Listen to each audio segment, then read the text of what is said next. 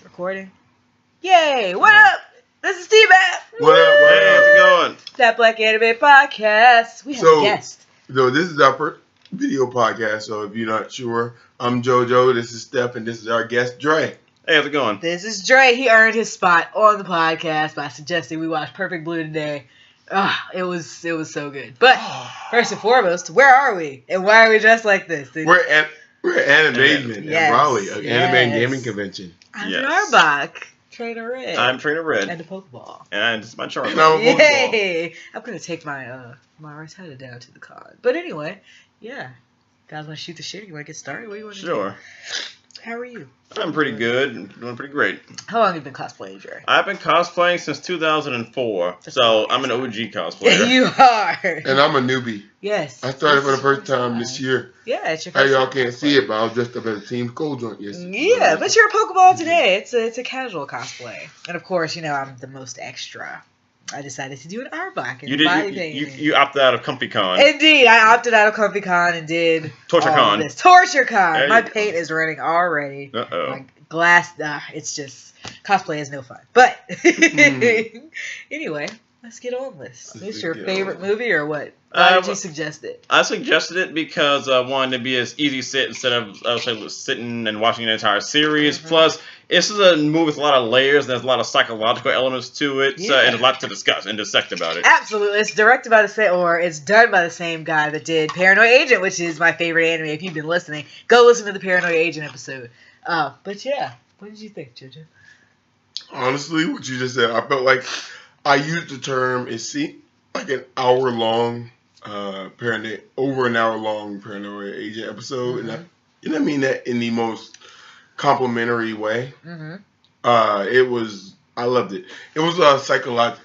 If you like psychological horror, even if you don't like anime, I would definitely recommend it. Yeah, it's super, super good. Yeah, I guess we give the folks a summary of what the movie's about. Yeah, go for it. You're the guest. All right, you get to summarize. all right. Perfect Blue is the story of a pop idol named Mima who leaves her singing group Cham to pursue an acting career, and she draws the ire of an obsessed fan who has been stalking and harassing her. And we're trying to get down to the mystery of basically her fan wants to replace her or convince her that she is not the real Mima. So we're trying to get down and Mimadine. yeah. And like through the whole movie, reality starts to get a little wonky. It gets hard to tell what's real and what's not the further you go on in the anime.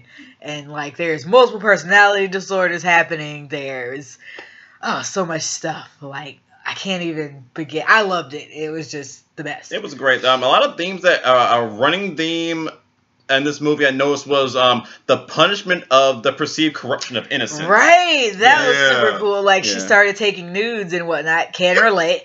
And that's her, when things- yes, that's the thing started getting a little crazy. Yeah, 'cause I saw it as, okay, so part of the thing that makes this movie, I'm not going to say confusing, but makes it, that adds the extra layer of it that makes it less obvious, the twist a lot less obvious, Mhm. is the fact that Mima, you have a man who is obviously hallucinating, but you Yeah. also have Mima who is hallucinating, but her hallucinations are based more along the lines of it seems like she's doing things that are more against her values. Yeah. Yeah. Like the corruption of innocence thing. It gets really difficult to tell like what is being filmed, like what's her actress Yes. career, and what is exactly or actually what she's feeling or seeing or Right. any of that. It's crazy. Yeah. It's And can we just talk about the time capsule that this movie is set in? Because you can tell this movie came out in the late 90s. Absolutely. Because one Oh my God. of the characters had to explain to Mima what a website is. Right? Yeah, so, wow. that It's takes it way back. Yeah, she has Yes. to actually go down and break down exactly. Yes. Like, she's like, oh, she made a blog, Yes. basically. And she has to be like, what's a blog? Her computer is a big ass, like, Right? Yeah. A Big Mac. A Big Mac, indeed. With the old desktop. Yes. bruh, like this movie came out in '97, y'all. Yeah. Things started getting crazy. There's a rape scene, by the way. So, trigger content warnings. There are rape scenes and murder and blood Lots and and lots stuff. of murder. Oh, so much murder. Yeah. It's I so will great. argue there's a similar rape scene, but if you have triggers, it probably won't matter. Oh yeah, like because it looks like, from what I gleaned from watching it, it looks like performing the rape scene actually triggered her, and started the whole downward spiral Yeah. into mental shenanigans. Mhm. So, like, I don't even know what all to get into towards the beginning, like, before we get into spoilers. I guess we can talk about what she sort of went through, because like she was kind of having reservation about leaving her group because Yeah. yeah, and then as she started going on, she just started having more of a crisis of identity. Yep. She pulled a Beyonce and went away from her group, but the group still remained successful. So she pulled a reverse with Beyonce. Now reverse Beyonce. Yeah, because based on pressure from a label, it's like either pressure from, because she had a manager. She seemed to have 2 managers, right? There was her. I think there was a male manager and a female manager. Oh yeah, male manager and like I guess one of her friends or something. I think the male manager is like more for the acting side. Yeah, the right. female manager is for the like Mima was like, yeah, I want to branch out and be an actress, and the manager that what's her name? Rima. Yeah. So Rima was like, we don't want to do that. We don't want to do the rape scene. We don't want to do nudity. A good parallel. It's kind of a good parallel for those who've ever seen a Chris Rock movie, Top 5. I hate that movie. I haven't seen that yet. I hate that movie. We will talk. It's terrible. We will talk. Okay, so But it's similar to how that character wanted to branch out, and he felt like his chosen comedy. medium.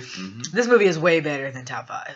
He felt like his chosen medium wasn't enough for him. It's similar to that. Yeah. It's also like apparently during the movie you find out that Pop Idol isn't selling well right now. Like their albums aren't going well, quote unquote. We found out later that they are actually doing pretty well, especially when she splits off from the group. Yeah. Which is another reason why her identity gets all mixed up. But it's a big cultural thing in Japan because pop idols in Japan change the way you change your underwear. Yeah, pretty much. Like once they get a good fan base, like that's all you need pretty much over there. So so the manager and her have a conflict of interest as to what they want to do. Mima's like, yeah, let's get on with it. Let's do the rape scene. Let's do all this. It's going to be my first big break. My face is going to be on screen. I'm going to have more than one line. And it's like, it's basically CSI Japan. Pretty much. Like, there's a doctor trying to figure out what a murder is going on. And apparently during the show, there's the show that she's starring on. Yeah, there's also a multi-personalities case. Yeah. So it gets really blurred as to what's what. What's happening. Actually, it reminded me a lot of, from what we see of the show, it actually reminded me a lot of SVU. It does, it does seem a little like one of those type of shows. Yeah. So through that, so we get to take a look at Mima's mind and the creepiest creep ever, Mimania. Oh, he's so creepy. Yeah, I was a little disappointed in this character because I so desperately wanted him to be a subversion of that creepy fan trope. Yeah, yes. But I actually stopped and asked Steph while we were watching it before everything went down. I thought to ask if he wasn't so creepy looking, would we find him so creepy? Right. I actually wondered. He was terrible. Like the drawing. Oh, he's so terrible. Every time he was on screen, I had a visceral reaction to his existence. Like, like he's so creepy. Yeah. Like he does the whole calling and breathing. Yeah. And, it's so creepy. The stuff you could get away with it before caller ID. I swear. Oh right. My God. You ever heard "Stand" by Eminem? He's worse than Stan. Oh yeah, he's got pictures of her all over the wall. Yeah. He's the one behind the blog too. Yeah. Spoiler. It's about in the middle. You find that at anyway, so it's not a big deal. Well, he's beyond it to an extent. To an extent, like he's writing a lot of the blog posts, but also Rumi is. We might as well go into spoilers. We might as well just go into spoilers. Right. So you just revealed it. We're going a bit earlier than I just want to. Okay, I just like to just delve into like the different sorts of identity crises that the movie goes through. Yeah. So like Mima, she's having identity crisis. Does she want to be this squeaky clean like pop idol? Does she kind of be one of like a raunchy, mature actress? Plus, she has a literal identity crisis where someone is trying to convince her that she's not the real Mima, that she's a perversion of the actual Mima. Yeah, somebody's gaslighting the hell out of her. Yeah. So she reads the blog every day because she's obsessed with herself, I guess. I would read if somebody was writing a blog about me, I would read it every day too. Well, I would too if someone was like someone was writing about literally every single Yeah. step of my day. Literally every step. They're like, minute detail. I stepped off the train today with my left foot. That's probably why everything is going bad. And at first, she's like, this is hilarious. Someone knows me. Yeah, no, honey. No. Somebody is watching you. But she Filming realizes, you. to her credit, she does realize once it gets very obvious that there's knowing thing that no one could possibly know. Yeah, Yes. it gets a little creepy. Yeah, it starts off very, very innocuous with the way that starts. But do you remember the first Scream movie where she's having a conversation with the killer? Yeah. They just have kind of just shooting the breeze. I don't know. What's the rating of this podcast? Oh, you can say shooting the shit. Shooting You the can shit. curse. Okay, they're shooting the shit. And then she asks him, "So why are you interested in talking to me so much?" Then he says, "Because I want to know who I'm looking at." And then as soon as that happens, the entire rest of the tone of that scene changes. Absolutely. And that's what this reminds me of when as she starts reading that blog. That's when you know stuff is serious. She's in danger. Yeah, she actually never has a conversation with this dude though. Yeah. Yeah, it's well, she doesn't. She doesn't. Yeah, and then when the one time they do meet. Oh my god. Oh man, and I don't know if that's actually something that happened. No, that happened. Are you sure? Yeah, him. I'm pretty sure. Mimania trying to kill and rape her. Yeah, that happened. Okay. Yeah. That again. I wish it had been a subversion because he hits every single creepy stalker fan trope. Every single. It would have been nice if it was a subversion because And keep in mind, he doesn't just try to kill her. He tries to rape her. Oh, actively. Actively. Yeah. He had to zip her down. If she hadn't pulled that hammer out, she would have got raped and killed. Oh, absolutely. Yeah. But there's also a murder plot underneath all of this stalking plot. Oh yes. So there's a serial killer on the loose, which I love. Yeah, and the first kill was the sleazy screenwriter. Oh yeah. He's the one that was encouraging her to do nudes and shit. Yeah, the second was the sleazy photographer. Who was sleazy as fuck. Who was actually taking nudes of her. Yeah. But keep in mind, he may have been sleazy as fuck, but that scene was hard to watch. It was very hard to watch. Her murdering him, and we don't even know if it was actually her murdering him or not. Because it's so weird because she actually filmed the scene. He actually filmed a scene where she murdered him, but he didn't actually murder him. Yeah, to be honest, the thing about the show she's acting in has the episode that they're doing has a plot that's coincidentally very similar to what's actually occurring in life. Yeah. My take on it is that Rumi did the murdering. Yeah. So we want to just go into the end. Yeah. Let's do it. And then we can just discuss shit. It's a bit early, but it's a video episode. It's whatever. It's a con episode, so it might be a little short, but it's fine. So at the end, there's a reveal that it's actually Rumi that has multiple personalities. Her female manager. Yeah, her female manager. That's always like, no, she's a pop idol. She's not going to do any of this shit. And she does all the shit. So, but she has multiple personalities, and she tries to murder her as well. Yeah. I'm not convinced that's actually reality though, to be honest. Really? Yes, I don't know what the actual reality of the whole timeline is, but I do think that was real because just the way that the ending played out, and what I really like is that remember near the end after she stabs her and she's about to finish her off and after she's done chasing her and she pulls her wig off. Oh yeah, that shattered her illusion, and I really like that scene a lot. Show when Rumi's chasing her at the end. Yeah, and show it in the mirror. Ooh, that was so creepy. In the mirror, and you see the fantasy, the floaty Mima. Ooh, that was so creepy. And then you look in the mirror and she's running out there with an ice pick. An ice pick. Yeah, an ice pick. An ice pick of all things. That's the worst thing to be murdered by. Oh, can we talk about how the pizza dude murdered the other guy? I'm sorry. I'm convinced that was Rumi. Oh, are you sure? The pizza guy? I am convinced. Yeah, that was Rumi. Oh, man. I don't know. All right, so here's my theory. I think Rumi killed the screenwriter. I think Rumi killed the pizza guy. He killed the photographer dressed as a pizza guy and then hid the bloody clothes. Oh, in her closet? Yeah, in her closet. Yeah. And, that makes sense. Gaslighter. This movie's all about gaslighting. And then she tried to convince So is Rumi gaslighting her the entire time? Oh, yes. Absolutely. Okay, absolutely. That makes sense. Now I believe the And then she tried to convince Mamani, that scene where you see hallucinatory memory talking to Mamani. I think that was Rumi, actually. That was Rumi convincing Mamania to try to go to kill Mima. Okay, I get it. I have to watch it again. Like, I'm not sure. That's the thing about this anime. Of all the anime we watched, that's the one thing I want to keep watching and see if I find. I want to see it again. I'm not sure there are any plants properly for the whole payoff with Rumi though.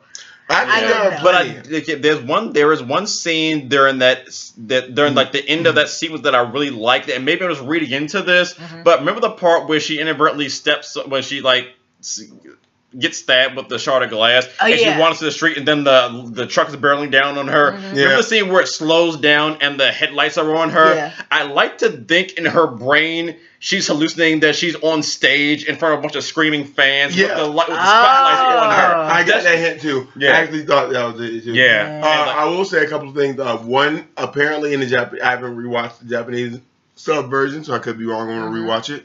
Apparently, after doing some research, apparently in the Japanese version, there's the final scene where Mimi looks in her rearview mirror and like, I'm the real thing, right? Yeah. But apparently in the Japanese version, it's actually Rumi's voice. So the dub didn't do it. I watched the sub version last week, and it was Mima's voice. It was definitely Mima's voice. Yeah, it was hers. Okay. It was just deeper than usual.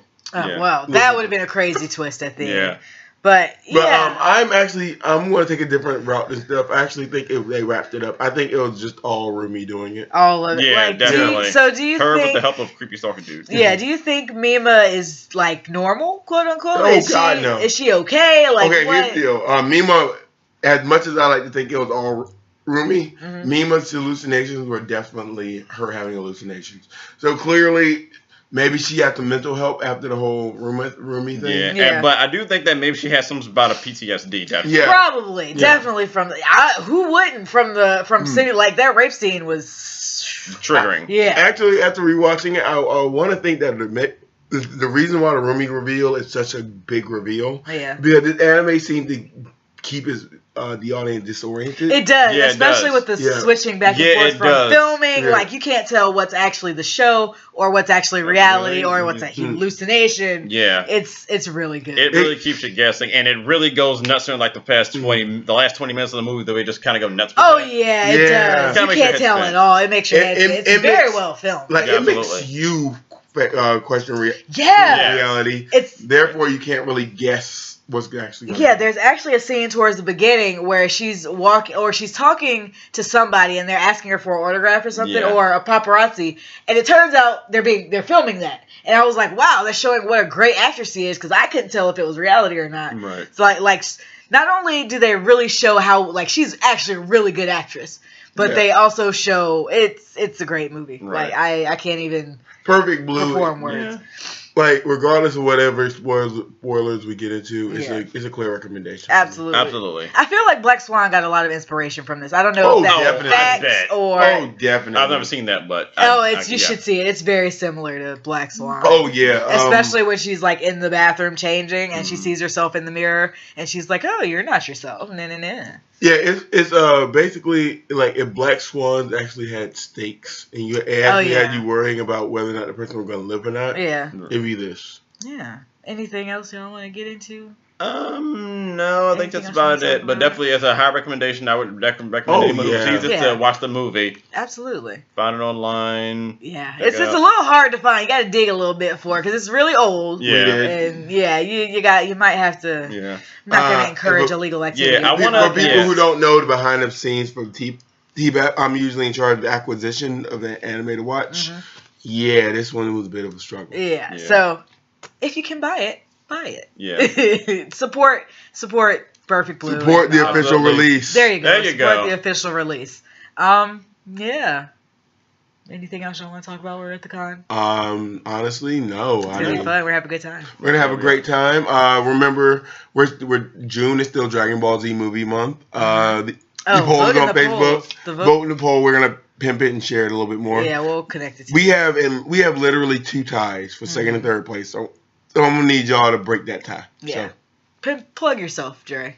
My name is Dre. I have a Facebook page called the Kareem of Wheat Cosplay. You'll see all my cosplays and a bunch of various other posts there. So please be sure to check that out. And if you have a Facebook page or a cosplay page, I'll be happy to hook up with you and network with you and like your page as well. Yeah, we'll network with you too. Yeah, find me on Facebook, Twitter, and Instagram on the Kareem of Wheat. Yeah, follow That Black Anime Podcast everywhere that you see us. We're on Twitter. I actually did have nothing to. I don't have plug. I actually don't have anything to plug. Cause me and my brother still haven't gotten off the ground. I kind of want to do a game channel with my brother. Oh, okay. So keep a lookout for that. Yeah.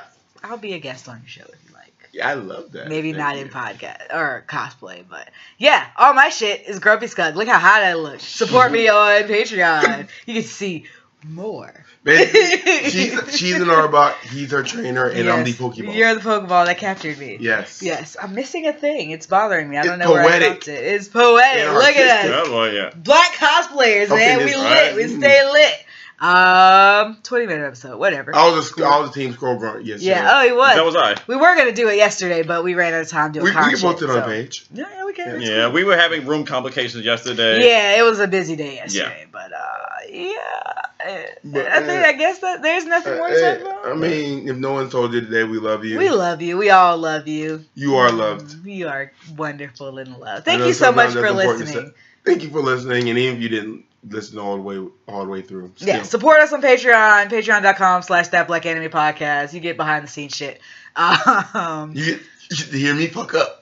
Absolutely, you get to hear me fuck up. We both fuck up. Dre definitely earned his spot. So if you're trying to be a guest on this show, send us a good anime or a really, really bad anime. A good offering. Yes, a good offering. Dre, you can come back to the show whenever you like. Awesome-tastic. Yes. Anyway, bye, guys. All right, take care. We about to party. We about to party. Definitely, about most to definitely. get lit. Hey, All right. bye. Let's do this.